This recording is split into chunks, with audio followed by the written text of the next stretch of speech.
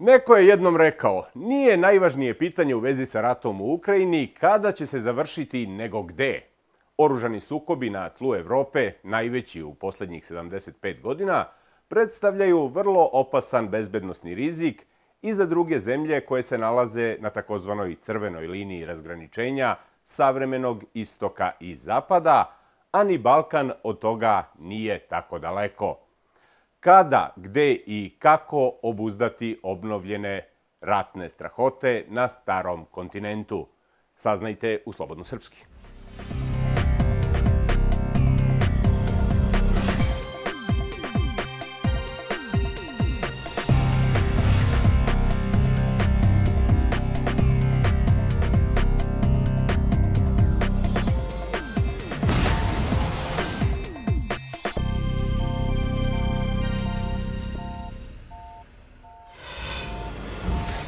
Moj današnji gost je ambasador Švedske na Kosovu, Jonas Weterlund. Vaša ekscelencijo, dobrodošli u Slobodno Srpski. Thank you so much. Thank you for having me. Slušajući retoriku političara na vlasti u Prištini i Beogradu, sever Kosova je već izašao, da tako kažem, iz tog mirnodopskog režima. Predsjednik Vučić kaže da je u toku okupacija severa Kosova od strane specijalne policije, s druge strane premijer Kurti za tu opasnu bezbednosnu situaciju okrivljuje upravo Vučića, nazivavši ga malim Putinom. Međutim, ne zvecka se, da tako kažem, oružjem samo ovde na Balkanu. Kako je u Švedskoj? The situation in Sweden. Sorry, I didn't get that. The situation in Sweden? Da, opisao sam kakva je situacija ovde kod nas na Kosovu. Kako je u Švedskoj i sad posebno posle ove najave da će Švedska postati nova članica NATO saveza. Moskva s druge strane ne gleda Švedsku prijateljskim očima. Kako se zapravo rat u Ukrajini reflektuje na život u Švedskoj? Right. Well, first of all, thank you for having me once again. I think the situation in Europe today is much worse than we realize. When you're in the midst of a security situation, a conflict like this, you don't really realize the consequences yet. Russia's aggression against Ukraine is much more serious than we realize. There is a danger that if Russia would succeed against Ukraine, what will prevent them for continuing with other countries? That is the real danger. So that is why Sweden is very concerned, the government and the whole population, I believe, as well. And that's why we made this drastic change in our foreign policy to come forward with an application to join NATO. Da, zapravo sada je, kada je i Turska dala zapravo to zeleno svetlo za prijem Švedske u NATO-u, kakve to promene donosi u tom geopolitičkom smislu zapravo? Well, I think we were very pleased to be part of NATO. It is not only a defense alliance, it is also a democratic alliance. So I think we are very pleased to be part of that.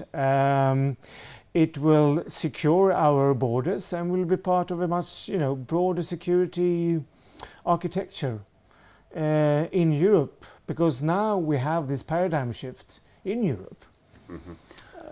Da, Rusija i Švedska zapravo imaju, rekao bih, tu burnu političku istoriju. Kakva je danas situacija, odnosno kakvo je raspoloženje prema Rusijama u vašoj zemlji?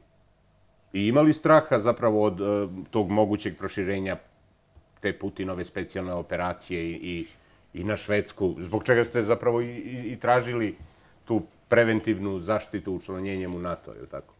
Well, Budimir, as you mentioned, we have had a long history with Russia and sadly lots of wars if you go back 200, 300, 400 years. We also had a quite difficult situation during the Cold War. After the end of the Cold War, we, as many other countries, decided to spend less money on our defense budget. Sadly, now we need to increase our defense budget because of the fear from Russia's aggression against Europe. So I do believe that there is a fear in Sweden and in Europe what's going on today in Ukraine. I mean, ask the Ukrainians how they feel.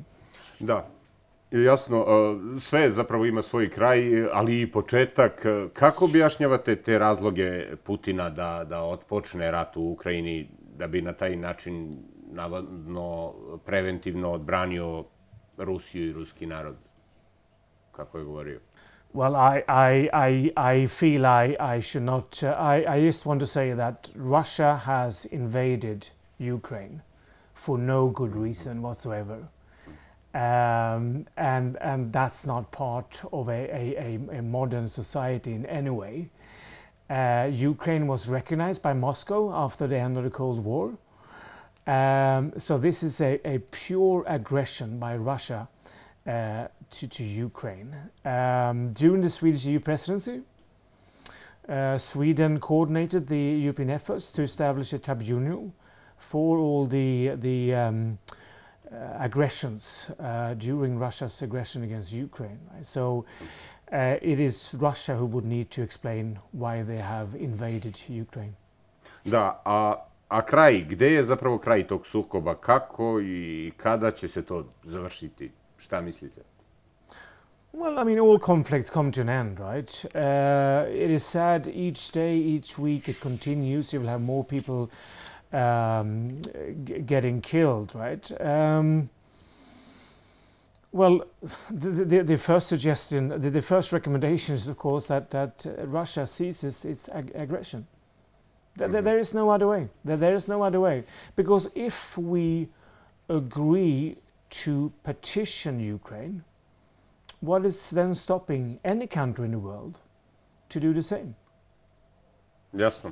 Jasno, a jel postoji zapravo ta realna opasnost da se ti sukobi iz Ukrajine preliju i na Zapadni Balkan? I ovde je, kao što sam rekao na početku, situacija osetljiva, a nisu čak ni retke te prozivke sa Zapada da Rusija vrši taj maligni uticaj u ovom regionu ovde.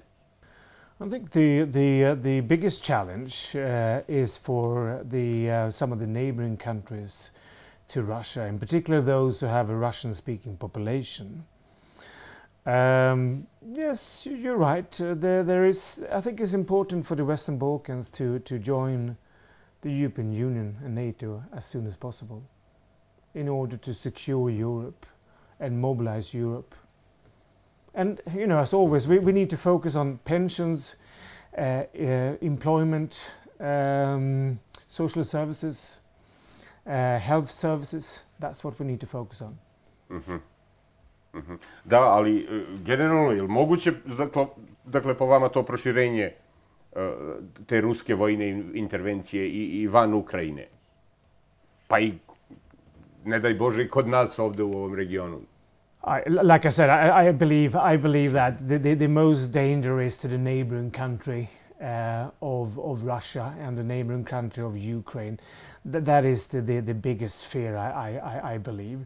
Yes, there is a power struggle among some of the greater powers in the world about influence in the Western Balkans. That is being, you know, Russia and the European Union and the Americans. So I will not go any further than that. There is a struggle for influence in the Western Balkans, and we are, of course, pleased that all countries in the Western Balkans would like to join the European Union. Don't forget that. Dobro, sada tu stajemo, idemo do naših građana da vidimo šta oni kažu. Dakle, idemo na ulice Prištine, Gračanice i Severne Mitrovice. Građane smo pitali da li je moguće proširenje ruske vojne intervencije i van Ukrajine i zašto, pa da vidimo šta kažu. Moguće. Zašto? 100%. Zašto? Zato što ne će da se predaje tako lako Rusija. Ja se iskreno nadam da do takvog razvoja neće doći, ali verovatno je da će Rusija morati da se brani od mnogo više neprijatelja nego što je sama Ukrajina. Ja ne bih rekao da se proširi rat tamo, biće samo Ukrajinu tamo, pa valjda i Ukrajinu da se zaustavi više. I Neće da se proširi. Zavisi. Zavisi. Od čega? Pa od svih okolnosti. Ne mislim. To je samo propaganda. Garantovano bit će tako. Zašto? Pa zato što evo vidite, ceo NATO je uključen protiv Rusije u tom, ili nazovite intervencijom, nazovite ratom, prema tome sigurno će još neku zemlju zarad njihovih interesa da uključe u tom ratu. Pa slušajte, Rusija već zna da je izgubit će rat, jer Rusija ne može ratovati protiv cijelog svijeta. Sa Rusijom je sada samo neke zemlje koje su propali i ekonomski i vojnski i tako. Ne verujem uopšte. Ne može. Nema kapaciteta.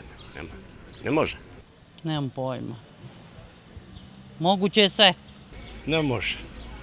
Dok je Amerika živ, ne može. To je tačno. Pa moguće je.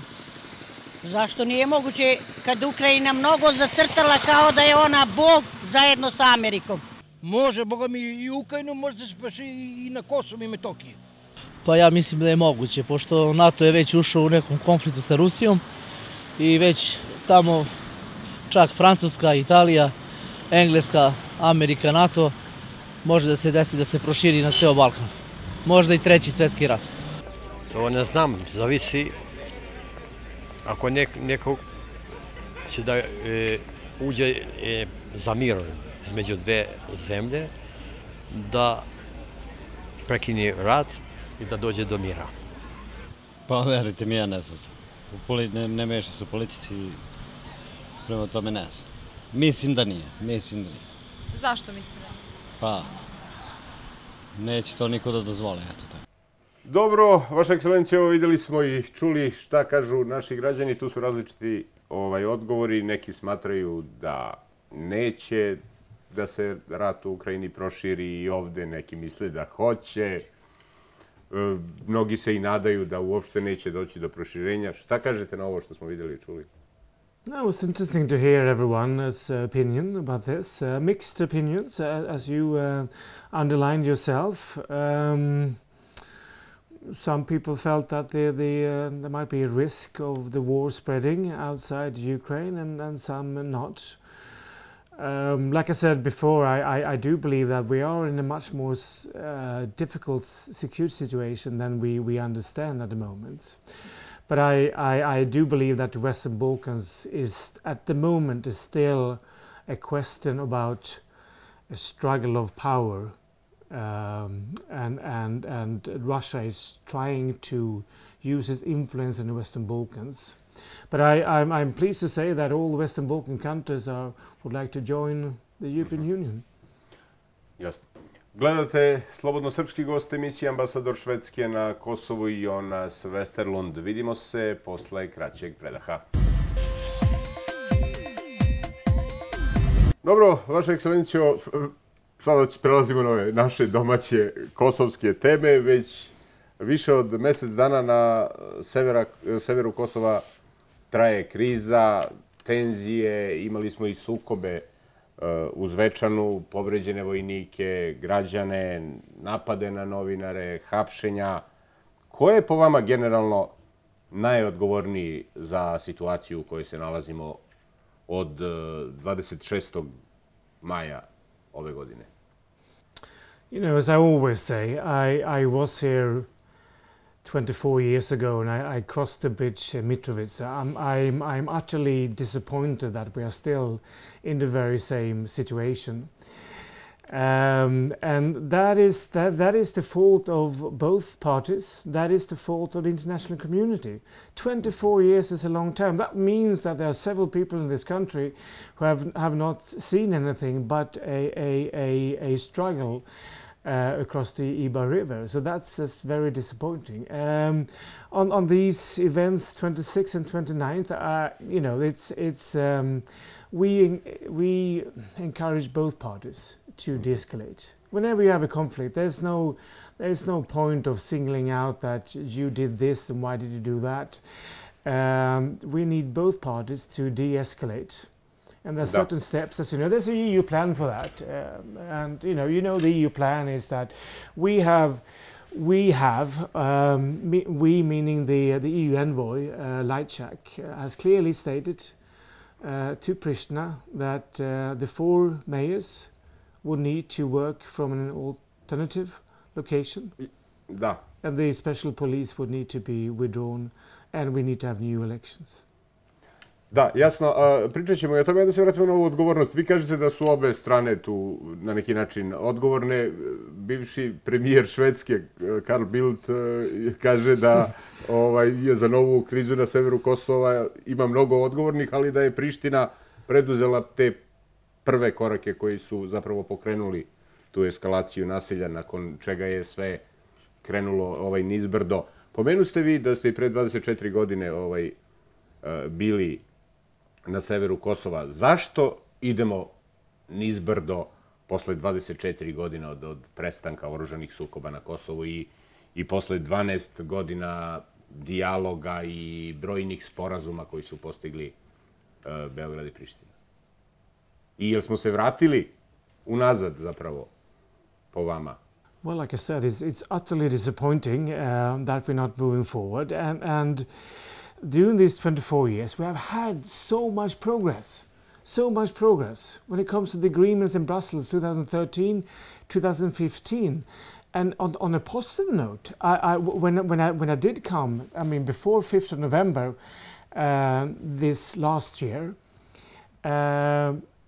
I was struck by the close cooperation that we had in the 4 municipalities, meaning the institutional arrangements that we had, which was very good. But since 5th of November, it's virtually collapsed. So there are some progress and some backpedaling, sadly. Why? I think all parties will need to understand the art of compromises. Da, ali pre nekih 6-7 meseci ste bili optimista, vi lično, kad je u pitanju to konačno rešenje između Kosova i Srbije u okviru dijaloga, naravno. Čini mi se da ste rekli da je ono veoma blizu, to ste rekli januara ove godine. Šta kažete danas? Koliko smo blizu ili koliko smo daleko od tog konačnog rešenja? Well, maybe I shouldn't comment on that again.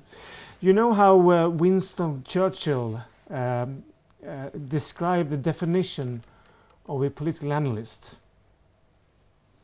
He said that a political analyst, it's someone who can predict the future and then afterwards tell why it never happened.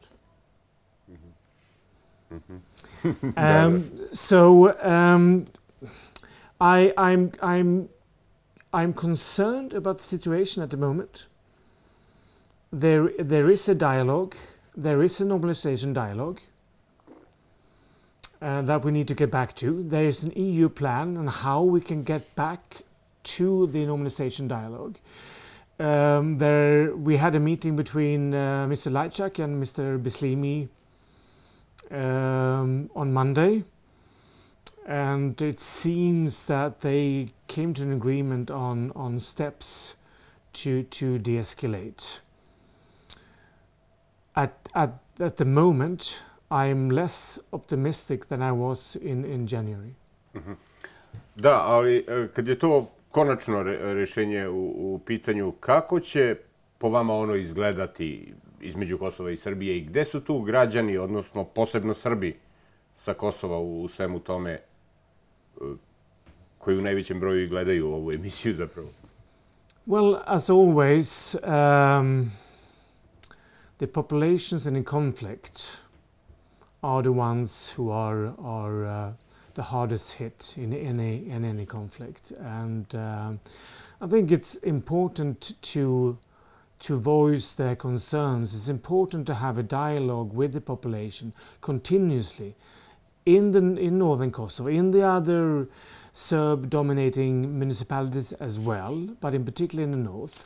I think it's important for all the mediation efforts going on including for the Pristina government, the Kosovo government, to have a very close dialogue with the Kosovo Serbs in the north. And I do feel that that could be improved at the moment. Ali vlada ne priča... Aha, šta vas navodi na to da mislite da bi moglo da se poboljša? Well, the government is ready to come to Brussels to continue the talks with President Vučić. That Prime Minister Kurti has made quite clear, and I'm glad to fully support that, and I hope that they will be able to meet in Brussels again as soon as possible. But my point here was more that there needs to be not only Pristina and Belgrade here, it needs to be a third party with the Kosovo Serbs, in particular from the north, to have a say in this as well. Mm-hmm. Je li u Briselu ili na severu? Ili u Prištini da razgovaraju? No, I meant that both parties who are in Brussels would need to take into the concerns of the Kosovo Serbs much more. Mm-hmm. I'm not suggesting that they should sit at the table in Brussels, but there needs to be a much closer dialogue between the Kosovo government. Jasno, ali i premijer Kurti dok je bio opozicija, on je govorio da će razgovarati sa Srbima, da će imati i taj unutrašnji dijalog sa Srbima, ali on ne razgovara sad ni sa Srbima južno od Ibra. Evo, nije, čini mi se, zapravo ne čini mi se, nego nije posjetio ni jednu većinski srpsku opštinu južno od Ibra, koliko je, od kad je premijer. Kako ocenjujete to? You should ask him, I guess. Da, ali vi kažete da bi trebalo da razgovara sa Srbima na severu. Ja kažem da nije razgovarao ni sa Srbima na jugu, pa možda bi to bio dobar primer Srbima na severu ako bi, recimo, premijer došao u Gračanicu ili Štrpce pa razgovarao. I da li zapravo po vama ta integracija Srba južno od Ibra može da posluži kao primer Srbima na severu Kosova? Yes, I think it would. It will. I think that's a good suggestion. But like I said, I think there is a need for more dialogue between the government and the Kosovo Serbs, and there are many tools that you can use in this. So I would encourage the Kosovo government to increase that dialogue. Da, vi ste posjetili sever Kosova više puta, čini mi ste, bili ste i u Zvečanu i u Leposaviću. Kako ste vi videli i razumeli zapravo situaciju tamo u smislu svakodnevnog života? Mislim, tamo imamo oklopna vozila, policajce, vojnike KFOR-a, proteste građana ispred opština, ljudi ne mogu na posao, nestašica osnovnih nekih potrepština, namirnica zbog te situacije. Kakav utisak zapravo imate? Well, I have to say, it reminds me very much of Eastern Slavonia and Croatia. You may recall, Budimir, that I served for the United Nations back in the 1990s in the UN mission in Eastern Slavonia, and the area reminds me a little bit of that particular situation. There is certainly a need for economic investments in the four municipalities in the north. I mean, in health and infrastructure. It's really sad to see abandoned petrol stations, abandoned buildings. So it's a bit sad to see, to be honest. It's a bit sad. It reminds me of Eastern Slavonia a long time ago. Da. Ajde da se vratimo na ovo odbijanje Prištine. Mislim, i uprkos tim zahtevima, a posle, odnosno savjetima, prvo su bili savjeti Evropske unije, pa onda zahtevi, vlada Kosova odbija taj predlog da deeskalira krizu povlačenjem specijalaca i radom tih novih gradonačelnika sa alternativnih lokacija. Zbog toga su uvedene i mere, odnosno sankcije.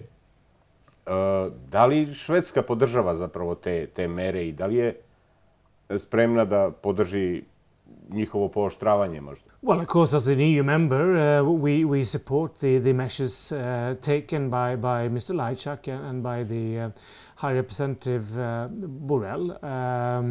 We have a three-point plan being presented, and there are measures taken. We'll have to see what will happen in the future with these measures, but we are, fully behind these measures.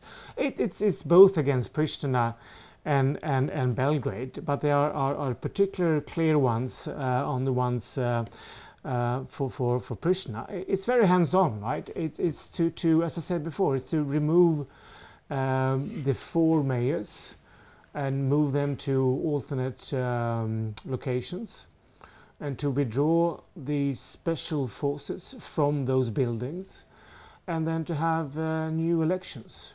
I think this could have been done in a much smoother way from the very start. A jel postoji, odnosno, jel biste podržali i neke sankcije, odnosno mere oštrije, da tako kažem? Govorilo se u medijima da bi možda moglo i da dođe do suspendovanja te vizne liberalizacije za Kosovo koja je najavljena od 1. januara sljedeće godine. We hope that the Kosovo government will understand the seriousness of the situation and follow the EU point plan. We had a meeting between Mr. Beslimi and Mr. Lajčák earlier on, and it seems that they have agreed on a number of steps for de-escalation, and if that is true, there is no need for more measures. Dobro, znači, premijer Kurti je zapravo i govorio sad ovih dana, zapravo posle uvođenja tih mera, da on očekuje da će one kratko trajati i zapravo je tad tvrdio da neće odustati od sprovođenja vladavine prava i ustavnosti. Može li ipak da se desi da vlada Kosova kaže istorijsko ne Zapadu i da se zapravo odupre tim zahtevima Zapada i Evropske unije i Sjedinjenih Američkih Država i Velike Britanije? Well, I think above all, he's missing an opportunity to proceed. So it's not just about the measures; it's a missed opportunity to move forward. Look, we have to solve this in a short-term manner, but we also have to look ahead, right? If you want to become a member of the European Union, there are certain steps that you need to take, and one step is to finalize the normalization agreement with Belgrade. So how do you do that? Which steps do you need to take? So we need to solve this current crisis, but we also need to look ahead. So any country that wishes to become a European Union members would need to follow certain steps, including the recommendations of the European Union. Da, a jel ste iznenađeni zapravo stavom vlade Kosova, odnosno premijera Kurtija, da se, on je već rekao zapravo na neki način ne i zapadnim zemljama i svojim partnerima, saveznicima, čak i Sjedinjenim Američkim Državama, za koje se na Kosovu smatra da su glavni partneri Kosova. Let's say it was a surprise that the 4 mayors were installed with the help of the special police in the 4 municipalities on the 26th of May. That was a surprise to us. Da, a jel postoji sad po vama realna opasnost da sadašnja kriza još više eskalira? Srećom, do sada nije bilo stradalih ljudi, sem imamo povređene i građane i vojnike i policajice. Well, it's a very difficult situation since 5th of November, in fact. We are fortunate enough that we so far have not even had more escalation. I'm thinking about the barricades in December and the situation we had in May. But let's not talk about the risk of having more escalation. But let's see how we can solve this. And I really do believe that there is a possibility by following the EU plan, right? Let's Pa to, je li ima međunarodna zajednica mehanizme da ipak nekako privoli Kurtija da deeskalira situaciju? Mislim, u protivnom stiče se utisak da je svakog dana sve komplikovanije. Well, look, these are quite strong measures against the Kosovo government. So that means that the European Union, this has been signed by all the 27 member states. We are very serious on this, that we need to de-escalate. This is not just a political statement. We're very serious when we say that we need to de-escalate the situation and that the mayors need to be withdrawn from those buildings. And that's why we're taking these quite extraordinary measures. Jasno, i Kurti kaže, mi nećemo, mi sprovodimo vladavinu prava. I to vas zapravo pitam, je li ima neki rok, dokle, kako, šta i koje će posljedice zapravo ostaviti po Kosovo te mere koje su uvedene? Hoće li one biti dugoročne ili ako recimo kad bi sutra vlada Kosova pristala da deeskalira situaciju, koje su posljedice ovih mera? Je li nikome ništa? Eto, šalili smo se ili... No, but look, once again, these are very strong. These are very strong measures, and we have also decided to put on hold a number of EU development programs to Kosovo. It is also my understanding that a number of EU members have also put on hold some of their development programs. So these are strong measures. Well, we are also applying measures against Belgrade because both parties need to restart a normalization dialogue. But I'm the ambassador here in Pristina, so I'm talking about Kosovo. And these are strong measures. Da, ali ko treba prvi da preduzme konkretne korake kad je deeskalacija u pitanju? Za Beograd kažete da Beograd treba da razgovara, odnosno pregovara, a Beograd ne kontroliše situaciju na terenu na severu Kosova. Ili možda mislite drugačije?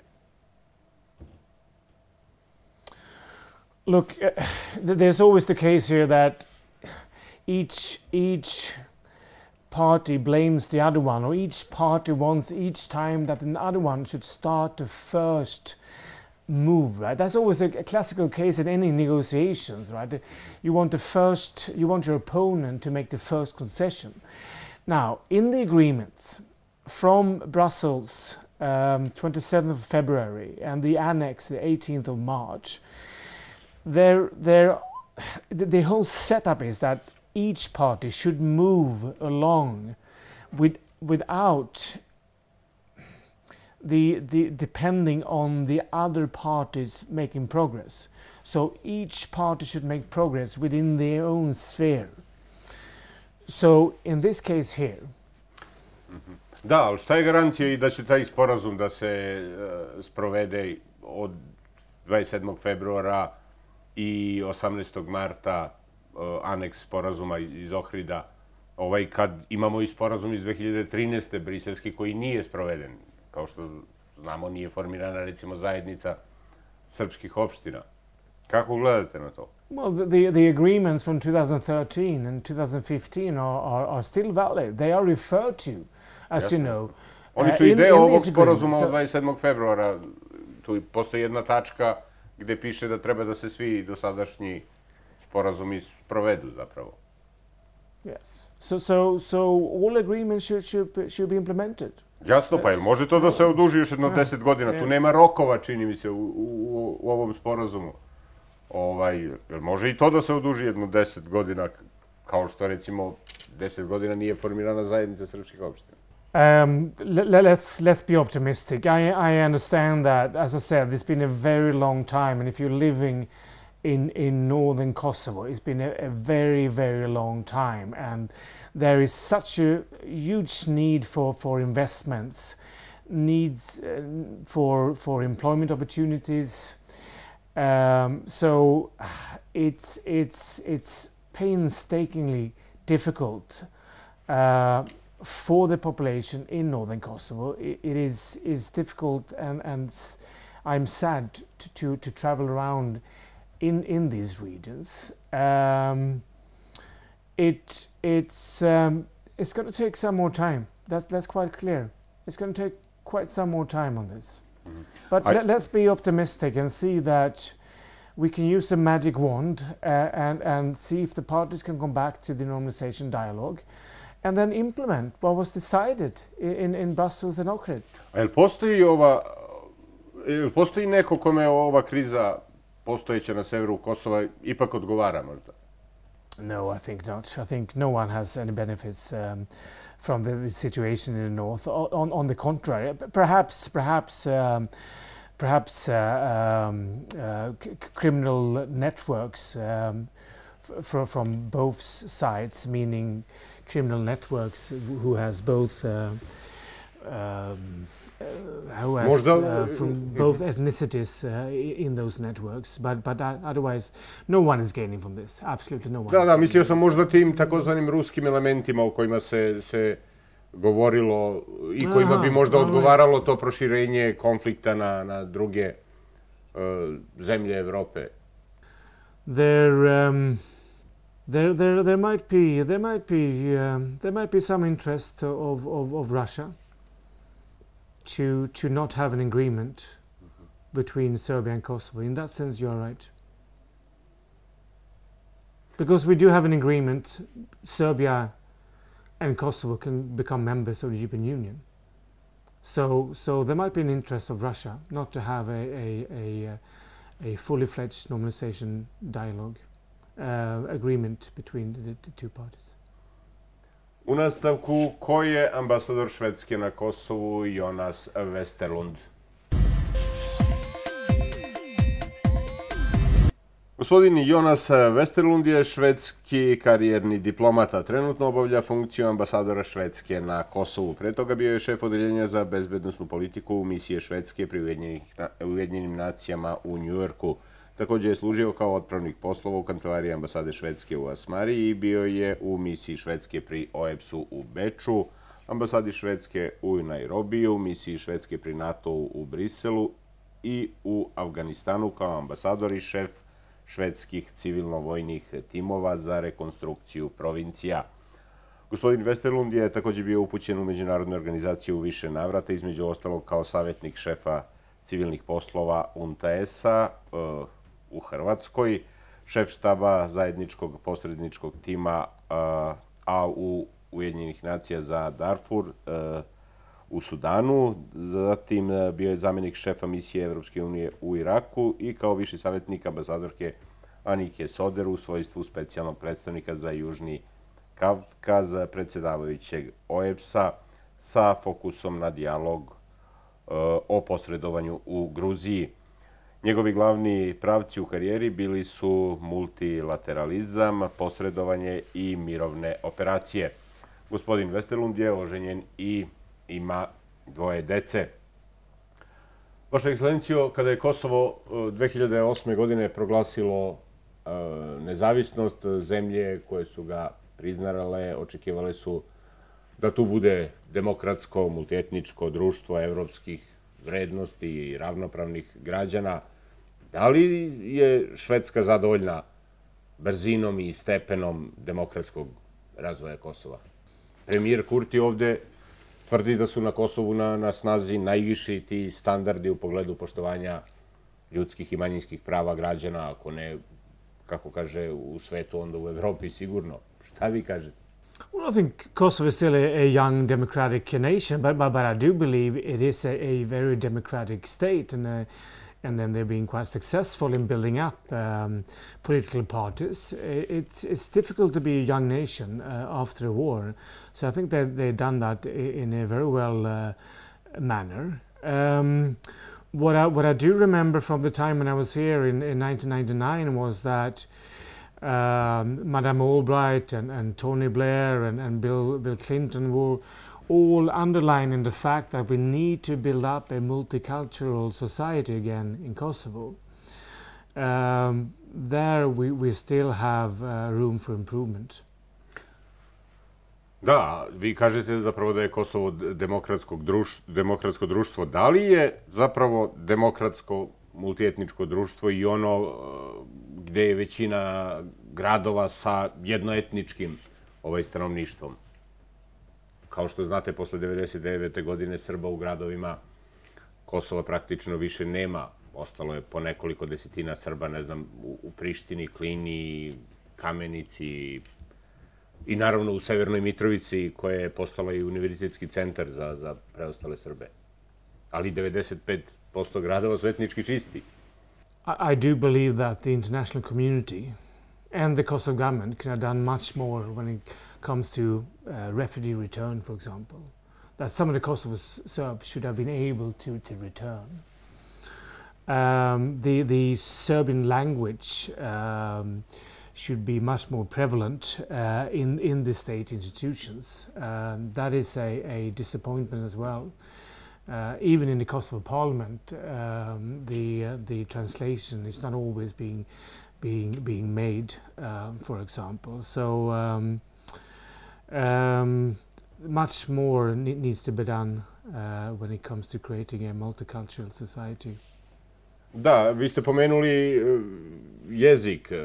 Mislim, uopšte je poznato da se gotovo svakodnevno krši ustav, s obzirom da su službeni jezici na Kosovu po ustavu albanski i srpski, a zatim i zakon o upotrebi tog jezika, koji se zapravo postoje na papiru, ali se u praksi ne primenjuju. Međutim, nije samo to nešto što se krši, a što se tiče ostalih zajednica. Vi, kao što znate, imamo procenat od 10% zaposlenih nevećinskih zajednica u javnim službama, koji se takođe ne poštuje. Imamo, ne znam, primer javnog servisa televizijskog kanala RTK2, koji po ustavu Kosova nije ono što pripada Srbima. Srbi treba da imaju nezavisni TV kanal. Kako zapravo, zašto posle, evo, koliko, 15 i više godina posle proglašenja nezavisnosti smo u takvoj situaciji? Well, like I said, I mean, it's utterly disappointing, and I think the international community could do more to support this financially through the donors. It is quite costly to have a number of languages as well, right? But if there is a will, there is a way, right? So we need to do much more on this. That's all I can say. But this is sadly also linked to the most basic needs of anyone as well, that we need to focus much more on employment opportunities, on the social services, on the pensions, on infrastructure as well, right? So it's not just a language issue, right? But it's all the other issues as well, right? Da, kao što sam i rekao, postoji ta zakonska, odnosno i ustavna obaveza da 10% pripadnika nevećinskih zajednica bude prisutno u institucijama, da rade, da budu zaposleni, da budu imenovani. Da li znate da u mnogim ministarstvima, recimo, ne radi ni jedan jedini Srbin? Ne radi ni kod vas u ambasadi, čini mi se, ali to nije vaša obaveza, a kosovskih institucija jeste. Right, no, right. I mean, to the best of my knowledge, we do not have any Kosovo Serbs at the Swedish embassy, but we have a number of people speaking the Serbian language. But so we could also do better on that particular issue. But it is a failure, and it should be called a failure when it comes to what you just mentioned, that they are obliged to have this. So that is a failure, and that is a failure of the international community as well. Da, ali često se govori, i predstavnici međunarodne zajednice, a i vi ste sada govorili o tom multietničkom Kosovu, multietničkom društvu. Zašto se ne govori o multietničkim institucijama? Jer i one treba da budu multietničke. Rekao vam ja malo pre da u brojnim ministarstvima ne postoji ni jedan Srbin koji radi tamo. There are many places in the world where you have minority rights, and you have rights in the way that you have a number of seats in the parliament. There are also a number of countries who would have that each ministry should have a number of percentage in those ministries. There are many tools for this, but I clearly admit that this is a failure, and it needs to be rectified as well. So. Kad? Dobro, a na koji način Švedska pomaže demokratiju na Kosovu i njegov ekonomski napredak? Well, you know, we had around 850 KFOR soldiers guarding the Grasanica monastery for a very long time, a number of years, and I do believe that they were very much appreciated by the populations in Grasanica during that period. So that's one way of supporting a young democratic state as well, and supporting minorities as well. Fast forwarding to the present year, we are among the top 5 donors to Kosovo, focusing on economic development, environment, on gender, and on peaceful and inclusive dialogues. So all citizens of Kosovo are gaining through our development cooperation support to Kosovo. And as I said, we are among the top 5. So we're a small country, but we're still among the top 5 countries. A koji su najznačajniji vaši projekti? Vaša zemlja ima i svoju razvojnu agenciju koja funkcioniše ovde. Koliko je zapravo Švedska sredstava, novca izdvojila do sada za razvoj Kosova? I preko te organizacije i generalno i preko ambasade. Imate podatak? Well, we give around 11 million euros per year to Kosovo. That's part of our 7-year Western Balkan strategy. But 11 million euros goes to Kosovo every year. We have a lot of institutional building, so we are supporting the Kosovo Environment Protection Agency, we are supporting Kosovo's Statistical Agency, we are supporting Kosovo's Forestry Agency. So a lot of support goes into the institutional agencies in Pristina, but equal amount of money will go into civil societies as well, and supporting, for example, small businesses in Kosovo, be it from the majority or from the non-majority populations. So a koliko je od te pomoći bilo namenjeno za projekte nevećinskih zajednica? Konkretno srpske, eto, na primjer. We don't divide it into the ethnic lines, I have to say, but there are a number of programs that Kosovo Serbs are gaining from as well. As I said before, if you ask me in particular if we have any da, na koje projekte ste iz srpske zajednice najviše ponosni, to? Yeah, I mean, we have been supporting UN Habitat, the UN agency, on working on what is called the inclusive dialogues, and so we have been supporting the municipalities and the urban planning, for example, in the 4 northern municipalities. So that's really focused on the north, the 4 northern municipalities. Mm-hmm. So I'm very proud of that particular support. Mm-hmm. Preko Habitata. Mm-hmm. Yes. Dobro, mnogi ljudi sa Kosova su bolju budućnost potražili u vašoj zemlji. Mislim da su i 2 ljudi poreklom sa Kosova poslanici u švedskom parlamentu. Imate li podatak, bar je Bedžet Pacoli,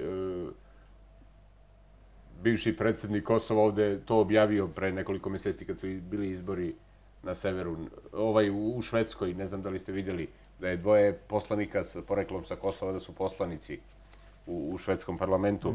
Imate li podatak koliko ljudi sa Kosova živi u Švedskoj i koliko je zapravo to interesovanje, recimo, na godišnjem nivou za odlazak u vašu zemlju sa Kosova? Well, Budimir, you and I are old enough to also remember Yugoslavia and the number of people also moving from Yugoslavia to Sweden in the 50s, 60s, and 70s. So we have plenty of people from all over former Yugoslavia, including many Serbs.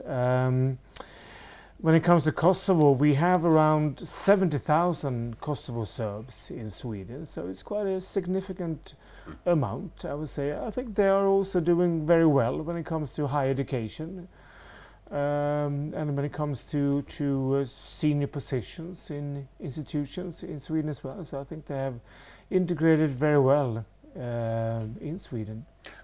Rekao ste 70.000 kosovskih Srba. Kosovars. Aha, da. Mislio sam Srba, pa rekao da napravi možda neku zajednicu srpskih opština tamo. Yes, why not? Ima više u Švedskoj nego na Kosovu. Dobro, sada tu stajemo, idemo do naših građana ponovo na ulice Prištine, Gračanice i Severne Mitrovice. Naše komšije smo pitali šta misle kako se živi u Švedskoj, pa da vidimo šta kažu. To je Švedska, mislim, živi kako ljudi hoće tamo. Ima pravo, ima sve. Živi kako najbolje.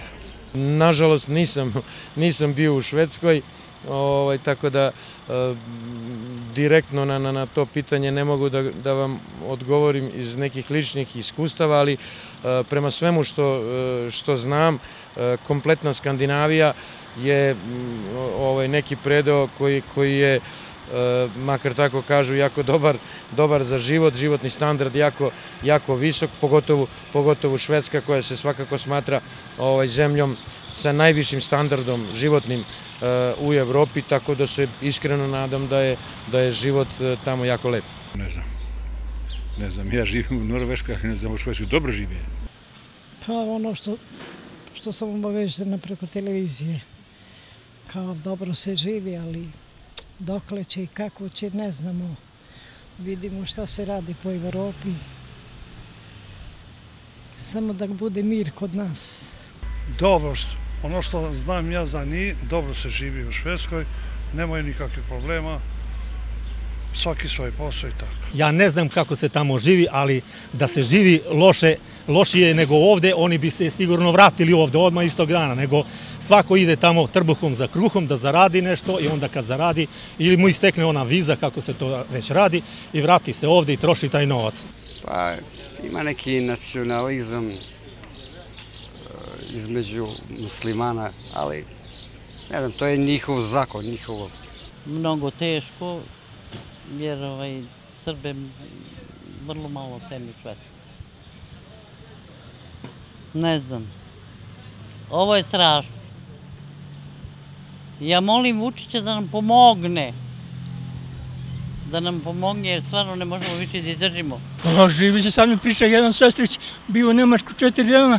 Život, brate, nema šta tu. Ja ne živim u Švedskoj, ja živim u Njemačku. A šta mislite kako je u Švedskoj? Ne znam, nisam bio uopšte, nikad nisam bio. Verujte da ne znam, nemam nikog u Švedskoj i on prema tome ne znam. Pa ne znam, znam za svoje sinove, oni su u Srbiji, 350 km odavde, rade pod ugovor, žive. Kako žive odvojeni od svoje porodice? Pa i ti iz Švedske, ako nisu sa porodicom, bedan je taj novac, ako ti nisi sa svojom porodicom. Po meni tako, a za druge ne znam. Dobro tamo živi odlično. Tamo ima sve. Tamo ima, što se kaže, zakon. Dobro, ali ovde kod nas nema, se tamo ima sve. Pa tamo žive dobro. Dobro žive. Mi loše živimo na Kosovu i Metohiji. U Švedskoj, ja sam živio 8 godina u Švedskoj, 2 godine na azil, 6 na crno. Pa živi se dobro, ko ima papire, ko nema, živi se teško.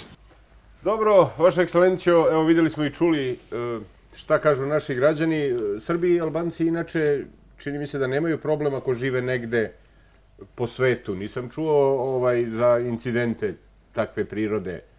Tako je, pretpostavljam, i u Švedskoj. Kako zapravo po vama žive građani Balkana kad se nađu u organizovanom i demokratskom sistemu kao što je vaša država tamo? Well, they were overly positive remarks from most of the people in the streets. I'm very pleased about that. I do believe that many of the people who came to Sweden as refugees after the Balkan War in the 90s have really integrated fast in Sweden, starting businesses. And many Serbs and Bosniaks from Bosnia in particular, I would say, were really impressed by how fast they integrated into the Swedish society. And successfully so, in particular with small businesses. So, but to come to your question, I think they are living well in Sweden and cooperating very well as well in Sweden. So then, once they're part of a democratic society, and you have there certain rules and regulations, and you have, how should I say, an atmosphere of a atmosphere and culture of a democratic society where you can speak your mind and you can solve things through speaking with each other, then it's much easier to find solutions. Jasno. Evo, bližimo se i kraju s obzirom na to da ste diplomata i kao takav ste, verujem, specijalista za međunarodnu politiku i odnose. Da vas pitam i to, kuda ide ovaj svet u ovom 21. veku? Pre 15 godina imali smo globalnu ekonomsku krizu iz koje smo se jedva izvukli, pa razne epidemije i bolesti, uključujući i pandemiju koronavirusa, koja je zahvatila i jedno vreme blokirala čitavo čovečanstvo. Sad rat u Ukrajini, kriza energenata, recesija, inflacija i tako dalje. Dajte nam nešto optimistično za kraj, ako imate dovoljno mašte. No, I'm in the long term, I'm optimistic. Look what we have done for the past 100 years in the world. You have better health, better education, you have less people dying from diseases. We have all the facts possible. It's just pointing at a positive trend in the world that will continue. Sadly, at this particular year and last year, since Russia's aggression against Ukraine, I'm not very pleased with the outlook in Europe at the moment, because I'm really afraid what will happen to Ukraine and what will happen to the economic situation in Europe. So there's a sort of bleak outlook in the short term, but in the long run, I'm very positive what the human being can do. Can I also come back to the situation in northern Kosovo? Da, izvolite. And mention that I feel that KFOR and EULEX have done an excellent job, and there is a need to have more civilian police officers from the international community in the north, in my mind. Given the fact that we have had the Kosovo Serbian police resigning on the 5th of November last year, there is a particular vacuum in the north at the moment. And the European Union and its member states would like to have the special police withdrawn from the buildings where the mayors are sitting. My point is here that you have to differentiate between different police officers. What I'm gaining at is that we need to have what I call community policing. So you need to have civilian police advisors under the umbrella of EULEX to be able to speak to the local population and to liaise everyone and to create trust among the populations. Not to have simply military people from KFOR or to have other police officers are more used to tougher situations. So I think it would be a good idea to have, under the umbrella of EULEX, to have more civilian police advisors. That would create a better trust between the international community and the Kosovo Serbs in northern Kosovo. Mislite, kad se povuku te specijalne jedinice, da taj vakuum, prazan prostor zapravo zamene EULEX policajci? No. The special forces, according to the demand of the recommendation from the European Union, the special forces should withdraw from the municipal building. What I'm talking about is that EULEX now only has 2 civilian police advisors for the 4 northern municipalities. Yes. One from Austria and one from Slovenia. So they have 2 people covering the 4 northern municipalities. I believe that there's a need to increase that number, because the civilian police from EULEX can create a trust between the local population and the international community. That was my point. Aha, dobro. Dobro, evo i za sam kraj emisije, volim to da pitam kad stranci dođu u ovu emisiju, da tako kažem, kako vam se dopada ovde kod nas? Imate li, mislim na Kosovu, imate li svoja omiljena mesta? Kakvi su vaši utisci? Kako provodite svoje slobodno vreme? Imate li prijatelje i među Srbima, odnosno posećujete li i srpske sredine? Na severu znam da idete redovno. My favorite places are up in the mountains. I either do hiking or I do mountain biking. Last weekend I climbed Mount Kobolica, which is 2,525 meters, quite close to the North Macedonian border. I particularly enjoy going up into the Shari Mountains, but also the Rugava Mountains. So that's what I do during the weekends, most of the time. I really enjoy that.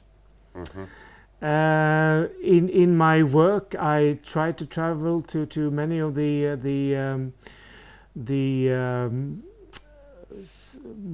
Serbian speaking municipalities, but I have a liking for Liposavic and the nature up there, right? So I've been doing quite a number of mountain biking tours in Liposavic. I was supposed to have participated in their mountain biking event in June, but it was sadly cancelled due to the political situation, but I hope to participate. They might have it in September, so I hope to participate in September. The Liposavic skiing club was supposed to have a competition as well in the spring, but that was also cancelled. So I hope to join in the skiing competition next year. So I spent a lot of time in northern Kosovo. Vaša ekscelencijo, ambasadore Weterlund, hvala što ste bili gost emisije Slobodno Srpski. Thank you so much. Hvala lepo. Gledali ste i slušali Slobodno Srpski. Budite sa nama i sljedeće nedelje na vašoj omiljenoj televiziji Slobodno Srpski, ili kako god želite, pišite na e-mail adresu slobodnosrpski@gmail.com ili pošaljite pismo na Medija centar Čaglavica za emisiju Slobodno Srpski. Prijetno!